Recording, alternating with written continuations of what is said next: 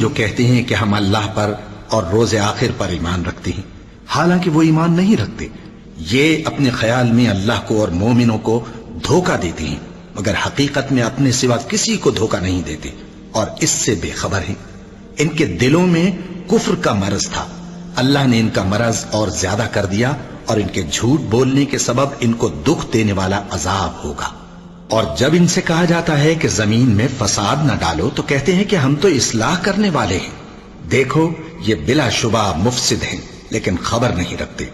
اور جب ان سے کہا جاتا ہے کہ جس طرح اور لوگ ایمان لے آئے تم بھی ایمان لے آؤ تو کہتے ہیں بھلا جس طرح بے وقوف ایمان لے آئے ہیں اسی طرح ہم بھی ایمان لے آئے۔ سن لو کہ یہی بے وقوف ہیں لیکن نہیں جانتے۔